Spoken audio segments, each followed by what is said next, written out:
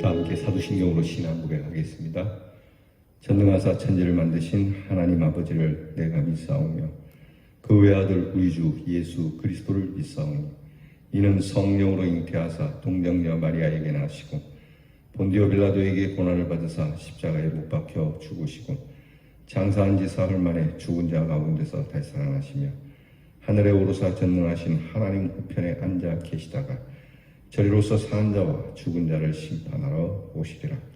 성령을 믿사오며 거룩한 공회와 성도가 서로 교통하는 것과 죄를 사하여 주시는 것과 몸이 다시 사는 것과 영원히 사는 것을 믿사옵나이다. 아멘. 찬송가 313장 부르겠습니다. 내 임금 예수 내 주여. 313장 찬송하겠습니다.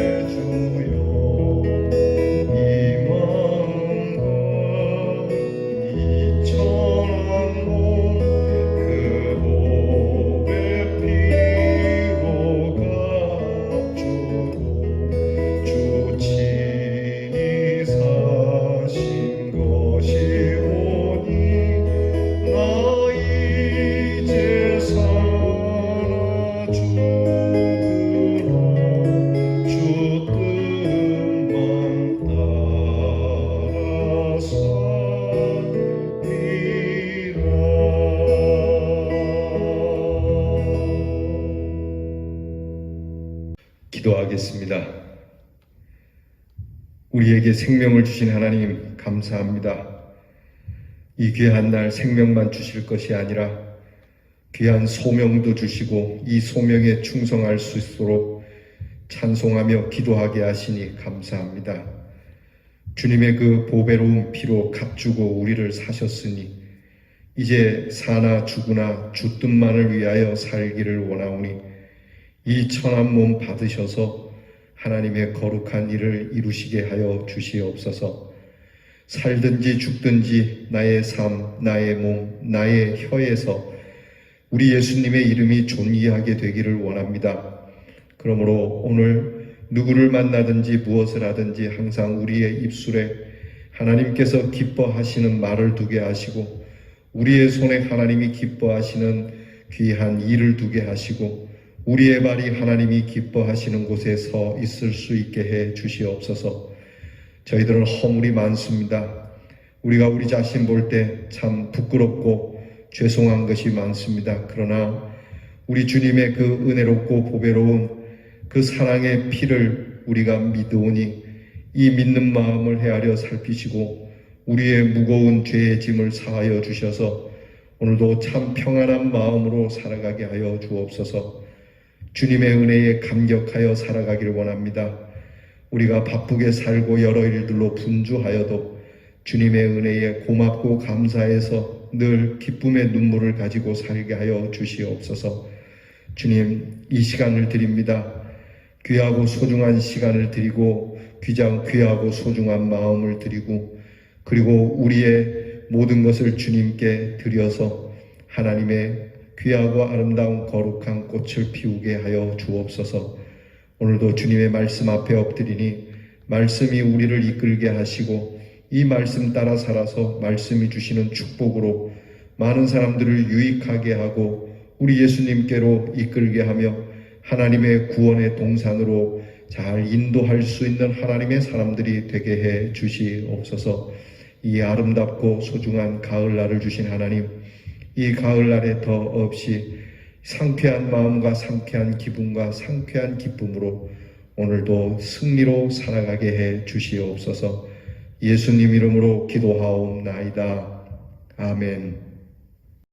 오늘 우리가 함께 나눌 말씀은 잠언 10장 4절 말씀으로부터 여러 말씀을 우리 영상을 보시면서 같이 봉독하겠습니다. 손을 게으르게 놀리는 자는 가난하게 되고 손이 부지런한 자는 부하게 되느니라. 자기의 토지를 경작하는 자는 먹을 것이 많거니와 방탕한 것을 따르는 자는 지혜가 없느니라. 훈계를 저버리는 자에게는 궁핍과 수욕이 이르거니와 경계를 지키는 자는 존영을 얻느니라. 모든 수고에는 이익이 있어도 입술의 말은 궁핍을 이룰 뿐이니라. 연락을 좋아하는 자는 가난하게 되고 술과 기름을 좋아하는 자는 부하게 되지 못하느니라. 지혜 있는 자의 집에는 귀한 보배와 기름이 있으나 미련한 자는 이것을 다 삼켜 버리느니라. 자기의 토지를 경작하는 자는 먹을 것이 많으려니와 방탕을 쫓는 자는 궁핍함이 많으니라. 아멘. 오늘은 우리가 힘써 번 것에 대해서 또 힘써 벌어야 할 것에 대해서 우리가 어떻게 지켜나가야 할 것인지를 가르쳐 주시는 말씀입니다. 흔히 잘 되면 자기 탓, 못 되면 조상 탓이라고 하는 말처럼 대체적으로 사람들은 잘된 것은 자기에게 그 원인을 두고 잘못되어지는 나쁜 결과는 다른 사람이나 다른 환경 탓을 할 때가 많이 있습니다. 어떻게 보면 이것은 자기 보호 본능으로 자기 자신에게 책임을 전가하지 않으려고 하는 습성이기도 합니다. 여기에 특이한 것은 가난에 대해서도 그렇다는 겁니다. 가난을 자기 자신의 문제로 삼지 않고 환경 탓으로 흔히 사회 구조를 탓한다든지 경제를 탓한다든지 엉뚱한 곳에 그 가난의 원인을 두는 사람들이 있다고 하는 겁니다. 잠언은 가난의 이유를 분명히 밝히고 있는데 그것은 바로 자신의 게으름이라고 말씀하고 있습니다.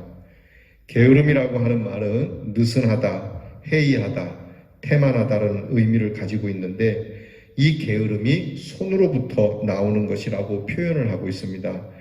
즉 손으로부터 움직여야 할 바쁘게 참 일을 해야 할 그 손이 쉬고 있고 태만하고 있고 느슨해 있고 게으르고 있기 때문에 결국은 가난할 수밖에 없는 필연적인 요인이라고 그렇게 말씀해 주고 있습니다. 오늘 성경을 우리가 읽었는데 이 성경을 보면 게으른 자들의 특징이 나옵니다. 그들은 첫째는 토지를 경작하지 않는 행위를 갖는다는 겁니다. 이것은 뭐냐면 자기 자신이 가꾸어서 소출을 내어야 할 일에 게으르고 있다라고 하는 것이죠. 적어도 오늘 성경 말씀에 자기 경계를 지키는 자는 존영을 얻는다는 말씀이 있는데 내가 해야 할 일을 해야 되는 것이죠. 내가 오늘 직장에 나가서 해야 할 일, 또 내가 공부를 해야 할 일, 자기에게 맡겨진 그 경계로 주어진 자리, 그 공간 안에서 최선을 다해 일을 해야 하는데 게으른 자들은 그렇게 하지 않는다는 겁니다. 오늘 말씀에도 나오죠. 그냥 모든 수고에는 이익이 있어도 입술의 말은 궁핍을 이룰 뿐이라는 것처럼 말만 무성한 사람이 있습니다. 우리가 무슨 일을 하더라도 몸과 말이 함께 움직여야 되는데 손은 가만히 있고 말로 일하려고 하는 사람들이 있습니다. 이런 사람은 궁핍할 뿐이라고 게으른 자라고 성경은 말씀하고 있어요. 두 번째는 게으른 자의 특징 가운데 하나는 방탕한 생활을 한다는 겁니다. 이게 열심히 일해서 모았는데도 불구하고 방탕한 생활로 인해서 자기가 벌은 재산을 날리는 사람들이 있습니다. 그러니까 이것 또한 게으름 속에 들어간다라고 하는 것이죠. 게으름이 단지 일만 안 하는 것이 아니라 일을 하여 수고하여 거두어 들인 것을 쓸데없는 일로 방탕한 일로 날려버리는 것도 게으름이라고 하는 사실을 잊지 말아야 합니다. 근데 이게 설상가상으로 게으른 데다가 벌지도 않으면서 방탕하는 사람들이 있거든요. 이것은 진짜 엎친 데 덮친 격으로 가난이 순식간에 올 수밖에 없는 행태가 됩니다. 세 번째는 사치와 낭비하는 삶의 행위를 말합니다. 즉 자기의 쾌락적인 일을 탐닉하기 때문에 결국은 쓸데없는 사치와 그리고 낭비로 인해서 가난해질 수밖에 없는 이것도 게으름에 속하는 겁니다. 그리고 무엇보다 불의를 따라가는 행위입니다. 그러니까 의롭지 못한 일에 우리의 몸과 마음을 두게 되면은 당연히 가난해질 수밖에 없습니다. 이것은 단지 물질의 가난함만이 아니라 영혼까지 피폐해지는 이것은 주어진 이게 돈이 없어도 오손도손 가난하더라도 그렇게 화목하게 사는 가정이 있는데 불의를 따라가게 되면 이런 것마저도 빼앗기게 되는 물질만 잃어버리는 것이 아니라 주어진 아름다운 공간과 관계마저도 잃어버리게 되는 비참함을 낳게 되는 거죠. 성경은요, 게으름의 가장 큰 원인을 교만해 두고 있습니다. 게으른 자들의 특별한 특징은 일단 모든 것을 다 안다고 말합니다. 내가 오늘 가난한 이유도 안다. 내가 오늘 이렇게 하면은 재물이 날아가고 내 삶이 안 좋아진다는 것도 안다는 겁니다. 그리고 어떻게 하면 돈을 벌지도 압니다. 나가서 일하면 윤택해진다는 것도 압니다. 공부하면 점수가 잘 나온다는 것도 압니다. 그러나 그들의 결정적이고 치명적인 문제는 움직이지 않고 말만 한다는 데 있다는 겁니다. 더더구나 그들은 지혜와 훈계를 저버리고 좋은 것은 따르지 않고 또 그렇기 때문에 귀한 기름같이 삶을 윤택하게 해주는 지혜가 그 집에 있지 않고 오히려 그런 것들을 삼켜버리기 때문에 미련한 자가 돼서 규모 없는 삶을 살고 방탕과 불의에 끌려 사치와 낭비를 갖기에 궁핍과 부끄러움이 올 수밖에 없다는 겁니다. 그러니까 여러분, 우리가 열심히 일을 해야 하는 건 당연한 겁니다. 예수 믿는 사람은 부지런해야 하죠. 근데 부지런함과 동시에 우리가 거두어 들인 것을 잘 관리해야 하는데 쓸데없는 일들과 게으름과 나태함으로 인해서 우리가 빈궁해지지 않도록 수고해야 되는 것이 마땅한 일입니다. 부지런한 사람은 지혜를 잘 받아들이는 사람이기 때문에 명예를 얻고 부지런한 삶, 즉 열심과 진실을 가지고 살기에 부하게 되는 것이라고 성경은 말씀합니다. 따지고 보면 부한 사람들은 참 부지런합니다. 며칠 전에 세상을 떠났지만 여러분 그 삼성의 유명한 대표되는 분이 있죠. 그분이 이 세상을 또 이건희 씨 말하는 겁니다. 이건희 씨가 자기 가정이나 자기 집안만 부유하게 하려고 삼성을 이끌지 않았습니다. 그는 우리나라가 부유한 나라가 되려고 자기 기업을 통해서 정말 많은 국민들이 함께 더불어 잘 살자라고 하는 좋은 마인드를 갖고 있었어요. 그분을 함부로 이야기하면 안 된다고 저는 생각을 해요. 물론 기업을 경영하는 일이 있어서 여러 가지 좀 부적절한 면도 없지 않아 있었겠지만 그분의 마인드 중에서 참 높이 평가할 거는 그겁니다. 함께 더불어서 잘 살려고 하는. 그러니까 여러분, 하나님께서 그 손을 부하게 해주시지 않겠습니까? 내 배를 불리고자 기업을 경영하는 것이 아니라 적어도 내 기업 안에 있는 사람, 더 나아가서 국민들을 이롭게 하고자 했다는 그 마인드가 있었다면 부적절한 것이 있어도 하나님이 축복을 해 주시는 겁니다. 그러니까 부한되는 이런 이유가 있는 거예요. 더 높이 보고 더 넓게 보고 그렇게 부지런히 움직인 겁니다. 그러니까 자기 하나 먹고 사는 것도 바쁘게 움직여야 되지만 국민들을 먹고 먹이고 살리려는 그 마인드가 얼마나 부지런했겠습니까? 그 이건희 씨가 생각하고 또 준비했던 일들을 보면 정말 꼼꼼합니다. 늘 다니면서 메모하는 것부터 시작을 해서 아주 꼼꼼하게 정말 디테일하게 그는 인생을 살아왔지 않습니까? 이게 부한되는 다 이유가 있는 겁니다. 적어도 우리는 우리 자신에 대한 경영에 대해서 내가 부하려면 어떻게 해야 될 것인가? 그냥 돈만 모으면 되는가? 그게 아니고요. 정말 꼼꼼하게 하나 둘 나의 경영을 잘 해야 하는 그 지혜가 필요한 거죠. 그래서 이건희 씨는 많은 이야기를 잘 듣고 또 메모하고 그리고 잘 연구해서 삼성을 이끌어온 것이거든요. 우리도 그렇게 해야 됩니다. 우리는 하나님의 말씀을 잘 꼼꼼히 새겨듣고 하나님께서 부와 명예와 존영을 주신다 하셨으니까 하나님 앞에 엎드려서 내 삶이 어떻게 부하게 될 것인지 우리가 하나님 앞에 기도하며 엎드리며 구하면 하나님이 부하게 해 주실 줄 믿습니다. 여러분 그런 말이 있습니다. 예수 믿는 사람은 절대 가난할 수 없다. 예수 믿는 사람이 스스로 퍼주거나 가난을 포기하지 않는 이상에 부유함을 포기하지 않는 이상에는 그는 결코 가난하지 않는다는 귀한 말이 있습니다. 저는 이 말을 절대적으로 믿습니다. 예수 잘 믿으면 결코 가난하지 않습니다.